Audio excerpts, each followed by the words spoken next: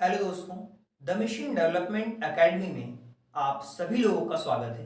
I am your orator, motivational speaker, life coach and business trainer. दोस्तों, sales and marketing के अंदर आज हम डिस्कस करेंगे how to boost your business with strategy, यानी कि कैसे हम बिजनेस को बूस्ट करें स्ट्रेटेजी के साथ में, इसके बारे में चर्चा करेंगे। और यहाँ पे हम मार्केटिंग स्ट्रेटेजी का एक प्लान लेते हैं जिससे आप समझ पाएंगे कि बिजनेस स्ट्रेटेजी क्या होती है।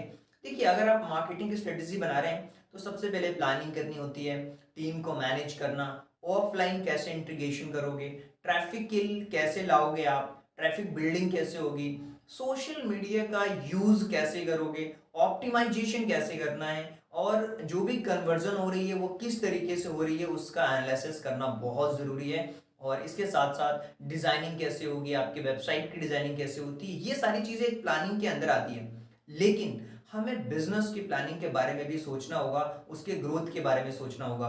तो इस कंप्लीट सेशन में हम ये जानेंगे कि जो बिजनेस स्ट्रेटेजी है एक्चुअल में होती क्या है। वो मार्केटिंग के लेकर के हो सकती है, मैनेजमेंट को लेकर के हो सकती है, वो ग्रोथ के लेकर के हो सकती है, यानी हर एक मीटिंग का अपना एक एजेंडा होता है। तो ये तो जानेंगे, इसके साथ जानेंगे ये इंपॉर्टेंट क्यों है, और इसके साथ साथ वो कौन से रास्ते हैं जिससे हम अपने बिजनेस को बूस्ट कर सकते हैं स्ट्रेटेजी के साथ में। सबसे पहली चीज जो आपको समझनी चाहिए कि बिजनेस स्ट्रेटेजीज क्या होती हैं। बिजनेस स्ट्रेटेजी का सिंपल सा मतलब है, अगर आप रिसर्च कर रहे हैं ग्रोथ के बारे में और आप बिल्कुल टीम को लेकर के प्लानिंग कर रहे हैं, मार्केटिंग को लेकर के प्लान कर रहे हैं, विजन है आपके पास एक, और आप इनोवेट कर रहे हैं हर बार नई नई चीजें, तो कहीं ना कहीं एक स्ट्रेटेजी के साथ में आपको करनी होगी सारी चीजें। और प्लानिंग बहुत जरूरी है, बिना प्लान के आप कहीं नहीं जा सकते, राइट। अगर आप कहीं जाते हैं तो आपको पता होता है कि मुझे यहाँ जाना है, यानी उसका पूरा एक रोड मैप होता है। तो रिसर्च वैसे ही जरूरी है, इसके साथ साथ ग्रोथ भी एक इंपॉर्टेंट फैक्टर है। टीम वर्क में आप कैसे काम करते हैं, कैसे उसकी प्लानिंग करते हैं, प्लानिंग ओवरऑल बिजनेस रिलेटेड जो बिजनेस की ग्रोथ में हेल्प करता है उसकी प्लानिंग को ही हम बिजनेस स्ट्रेटेजी कहते हैं, राइट। अब हम ये जानते हैं कि ये इंपॉर्टेंट क्यों है, क्योंकि अगर आप इसकी इंपॉर्टेंस को समझोगे तो आप और बेटर तरीके से प्लानिंग कर पाओगे। देखिए, प्लानिंग करके ही कोई काम करी जाती है ताकि हम ये देख पाएं कि कितना ग्रोथ है।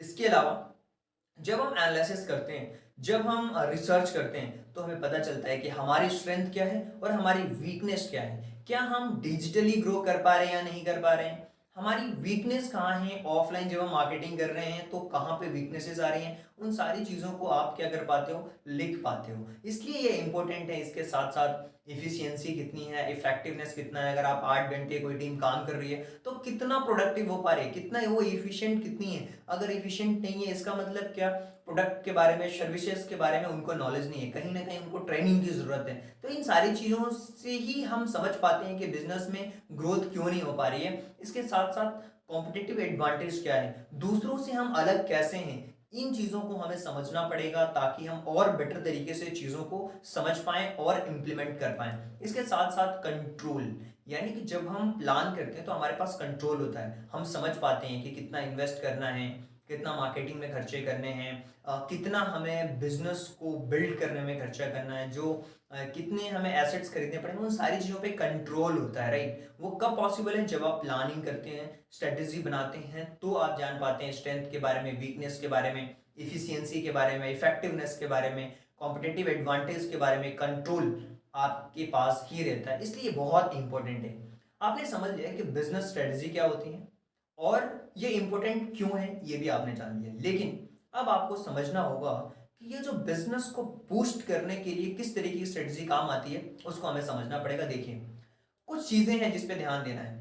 आपको सबसे ज्यादा फोकस करना है अपने कस्टमर पे, कि आपका कस्टमर कौन है। Get to know your customer. जैसे मान लीजिए आप एक रियल एस्टेट बिजनेस में हैं, तो कहीं ना कहीं आपका कस्टमर वो है जो रियल एस्टेट में पैसे इन्वेस्ट करना चाहते हैं, कि उसकी जो उम्र होगी वो कहीं ना कहीं 35 या 35 से ऊपर होगी ऑलमोस्ट, क्योंकि 35 तक तो वो इन्वेस्ट करता ही है उसके बाद में, क्योंकि 25 से 30 साल के लड़के तो अभी तैयारियां करते हैं, कहीं ना कहीं जॉब के लिए स्ट्रगल कर रहे होते हैं। तो आपका जो कस्टमर होगा, आप ये मान सकते हैं कि 30 के ऊपर का ही होना चाहिए, राइट। तो हमने ये देख लिया कि हमारा ये कस्टमर है।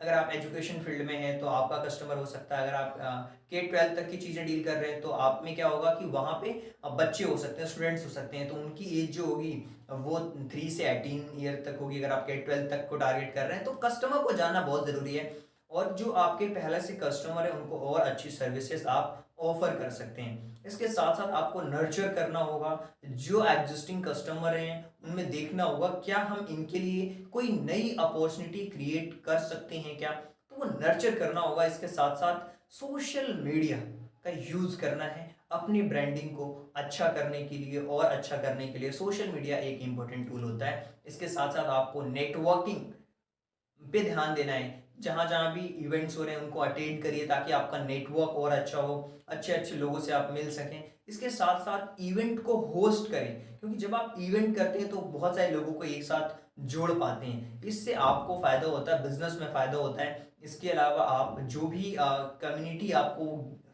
फीडबैक देती है उस फीडबैक को ले लीजिए, और आपको आपको कुछ ना कुछ उनको देना होता है। यानी कि आप गिव अवे कर सकते हैं। आपने देखा होगा बहुत सारे यूट्यूब चैनल्स गिव अवे देते हैं। क्यों देते हैं? ताकि वो कनेक्ट कर पाए अपने जो कम्युनिटी है उसके साथ में। इसके साथ साथ आपको समझना पड़ेगा कि जो आपका वर्क है वो एक प्रॉपर वे में रिफाइन हो रहा है, नहीं हो रहा है, या जैसे चल रहा है वैसे ही चल रहा है। आप उसको मेजर कर पा रहे हैं, नहीं कर पा रहे हैं। मेजर करने के बाद क्या आप एक्शन ले रहे हैं, ये इंपॉर्टेंट पार्ट है। क्योंकि प्लानिंग बहुत सारे लोग करते हैं, लेकिन जो एग्जीक्यूट करता है वही जीतता है, उसी का बिजनेस बूस्ट होता है। इसके अलावा आपको सीखना पड़ेगा कि जो नई टेक्नोलॉजी आ रही है, चाहे वो डिजिटल मार्केटिंग स्ट्रेटेजी हो या वॉट एवर, जो भी टेक्नोलॉजी आ रही है उन सारी टेक्नोलॉजी को आपको सीखना पड़ेगा, और इनको सीख करके बिजनेस में इंप्लीमेंट करके आप बिजनेस के अंदर एक बूस्टअप दे सकते हैं अपने बिजनेस को, और आपका बिजनेस पहले से और अच्छा हो सकता है। सो आई होप कि सेल्स इन मार्केटिंग का ये टॉपिक आप लोगों को बहुत अच्छी तरीके से समझ आया होगा। अगर आप कोई सुझाव या सजेशन देना चाहते हैं तो कमेंट बॉक्स में सुझाव और सजेशन भी दे सकते हैं।